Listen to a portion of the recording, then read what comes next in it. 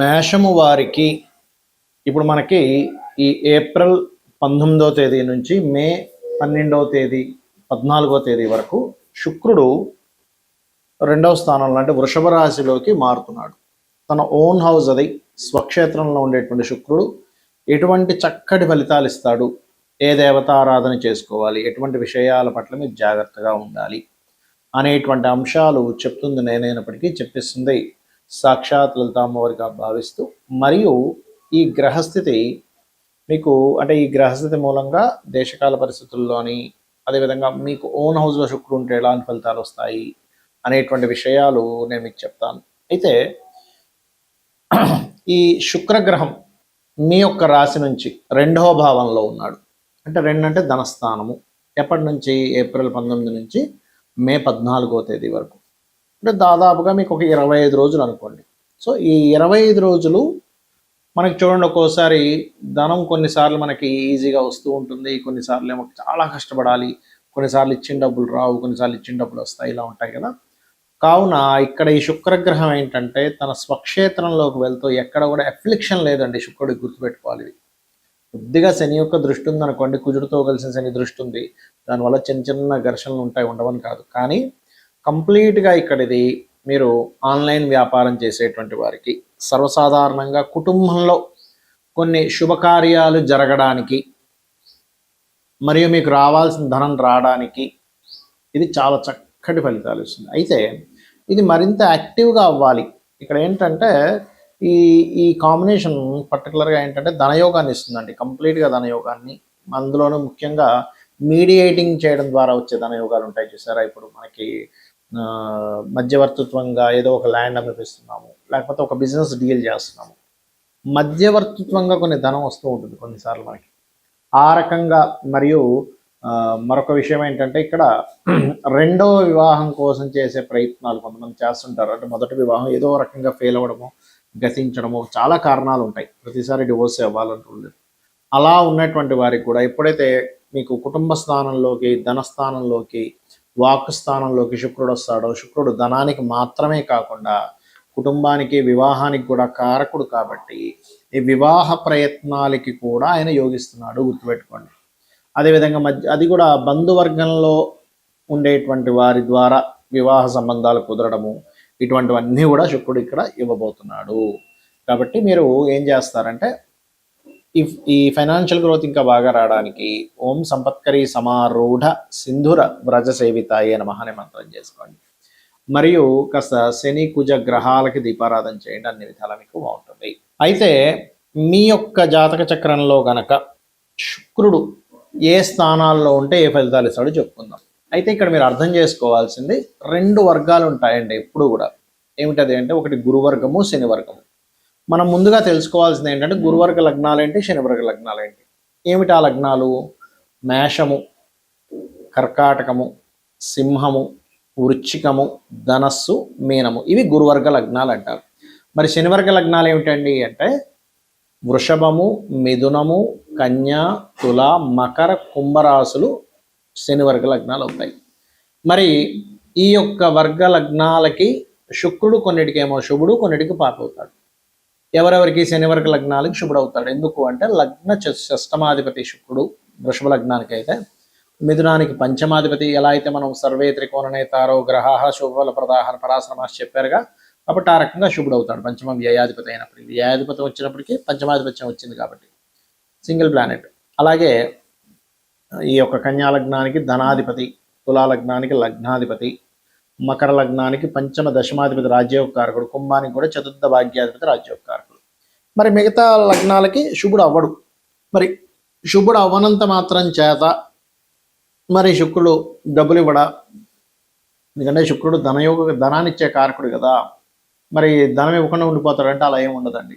ఒక్కొక్కసారి గ్రహం ఎలా ఉంటుందంటే మీ జన్మజాతకంలో ముఖ్యంగా మీరు చూసుకోవాల్సింది శుక్రబలము బాగుంటే మీకు కలిగే ఫలితాలు ఏమిటంటే ఒకటి లిక్విడ్ క్యాష్, కాస్త చేతిలో డబ్బులు కనపడడం, వాహనం ఉండడం, గృహం ఉండడం, మరియు అదేవిధంగా చక్కటి భార్య. ముఖ్యంగా ఎందుకంటే మనకి అన్నిటికంటే గొప్ప యోగం చక్కటి జీవిత భాగస్వామి రావడం, వివాహ జీవితంలో ఎక్కడా ఇబ్బందులు లేకుండా ఉండడం అనేటువంటిది శుక్రుడు బాగుంటే జరుగుతాయి. అయితే ఇందులో ప్రధానంగా ధనుర్లగ్నం వాళ్ళకి మాత్రం శుక్రుడు 6వ అధిపతి అవుతాడు, 6, 11 అధిపతి అవుతాడు. ఇప్పుడు ఇంకొంచెం ఎక్కువ బాధిస్తుంటాడు, ఎందుకంటే సప్తమాధిపతి బాధకుడు. దాంతోపాటు ఈ శుక్రుడు కూడా కొంచెం 6, 11 ఆధిపత్యం కాబట్టి. అయితే ఇక్కడ మీకు లగ్నంలో ఉన్నాడు అనుకోండి, అది ఏ లగ్నమైనా. అయితే ఇక్కడ ఏ లగ్నమైనా అనే దానికి ఒక రిజల్ట్ ఉంటుంది, మీ లగ్నానికి శుభుడైతే ఒక రిజల్ట్ ఉంటుంది, గుర్తుపెట్టుకోండి. పాప అయితే ఏంటంటే అక్కడ శుక్ర సంబంధంగానే ఇబ్బందులు వస్తాయి, గుర్తుపెట్టుకోండి. లగ్నంలో ఉంటాయి. మనం ఏ లగ్నాలకు అని చెప్పుకున్నాం? పాపులు, మేషము, కర్కాటకము, సింహము, వృశ్చికము, ధనస్సు, మీనం అనుకున్నాం కదా. అక్కడ ఉండి మరీ పాడయ్యాడు అనుకోండి, ఇంకా అంటే స్త్రీల మూలంగానే, సుఖాల మూలంగానే ఓవర్ సుఖం, ఓవర్ దీనివల్ల ఇబ్బందులు పడుతూ ఉంటాడు. అలా కాకుండా శుభుడు అనుకోండి, కలలు ఇస్తాడు, ఆధ్యాత్మిక చింత అంటే అమ్మవారి ఉపాసన ఇస్తాడు అక్కడ.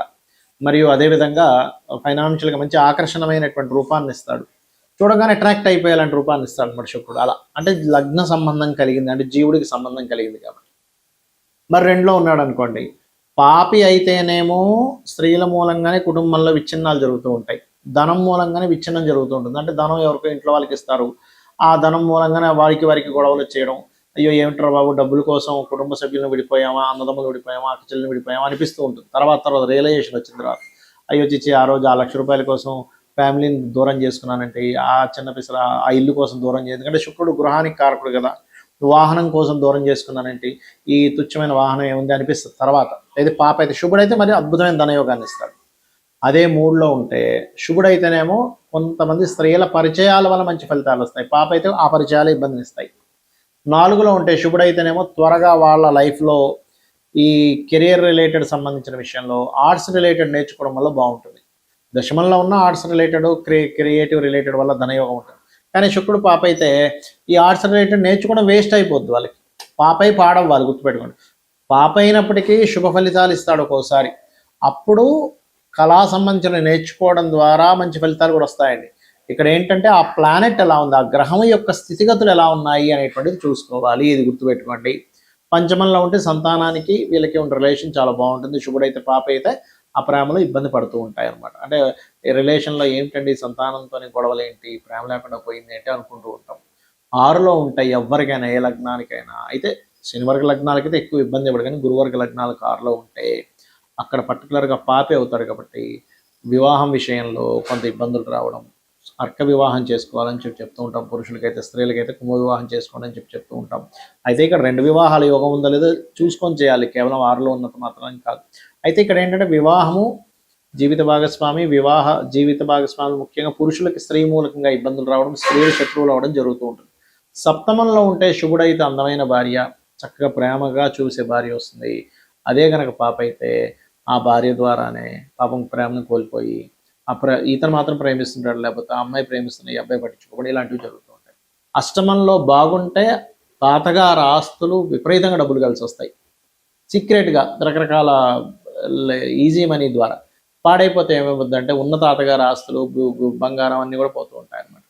అంటే ఇక్కడ ఎందుకు చెప్తున్నానంటే, ఇది ఇప్పుడు తాతగారి ఆస్తిని పాడు చేసే దాంట్లో ఉన్నాడు అనుకోండి శుక్రుడు. అప్పుడు ఏం చేయాలి, మీ పేరు మీద తాతగారి ఆస్తి ఉండకూడదు, మీ భార్య పేరు మీద, పిల్లల పేరు మీద ఇచ్చేసి వెళ్ళదు, అది అమ్మేసి కూడా కొనుక్కోవాలి.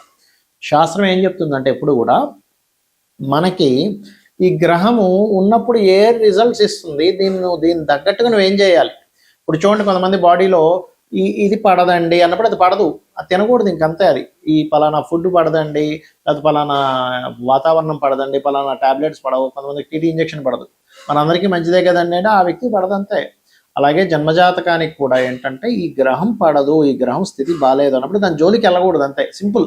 ఆస్ట్రాలజీ అంతా ఏం చెప్తుందంటే నీకు ఏది సరిపోతుందో దాని జోలికి వెళ్ళకు, హ్యాపీగా ఉంటావు. నీకు ఏది సరిపోతుందో దాని గురించి నువ్వు ప్రయత్నం చేయ, ఖచ్చితంగా హ్యాపీగా ఉంటావు. ఇది ఆస్ట్రాలజీ యొక్క ముఖ్యమైనటువంటి మూలం. అలాగే మరి ఇదే శుక్రుడు మీకు ఆ భాగ్యంలో ఉంటే తండ్రితో మంచి ప్రేమ మన తండ్రికి బాగా కలిసి రావడం, పాప అయితే తండ్రితోనే కొంత ఇబ్బంది. అంటే ఏంటి, శుక్రుడు కొన్ని లగ్నాలకు పాపలే అక్కడ పాపగ్రహాలతో కలిసి ఉంటాడు, అప్పుడు ఏమైపోద్ది, ప్రేమ లేకుండా పోవడం, తండ్రితోనే గొడవలు అవ్వడం, ఏంటో అర్థం కాదు. ఇదేమిట్రా బాబు, లోకం మొత్తం 1,000,000 మందిలో 99,00,000 చిల్లర మందికి బాగుంటే నాకు ఒక్కడికి ఎందుకు ఇలా ఉంది అనిపిస్తూ ఉంటుంది. దశమంలో ఉండిందాక నేను చెప్పినట్టుగా కళారంగ సంబంధంగా కలిసి రావడాలు. లాభంలో ఉంటే కూడా శుక్రుడికి మంచిది కాదు, గుర్తుపెట్టుకోండి.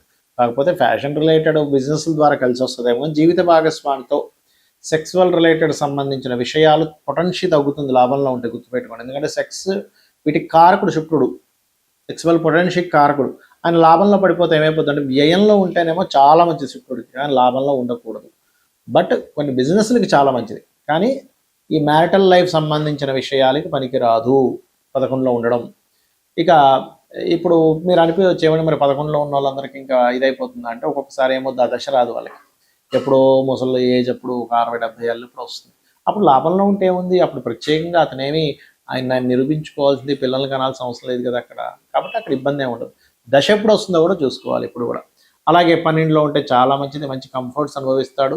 అయితే ఏ లగ్నానికైనా సరే 12లో ఉంటే కొంత మంచిదే, కానీ శుభుడైనటువంటి లగ్నాలకి ఉంటే ఇంకా మంచిది. పాపైన లగ్నాలకు ఉండి పాపగ్రహాలతో ఉంటే అనవసరమైనటువంటి వ్యసనాలకు గురవుతాడనమాట. ఇవి ముఖ్యంగా శుక్ర సంబంధించిన. మరి శుక్ర సంబంధించినవి బాగుండాలంటే ఏం చేయాలి? రెగ్యులర్గా లలిత చదువుకోండి, శ్రీమాత్రే నమః అనే మంత్రం చేసుకోండి, ప్రతి శ్రేణి మాతృభావంతో చూడండి.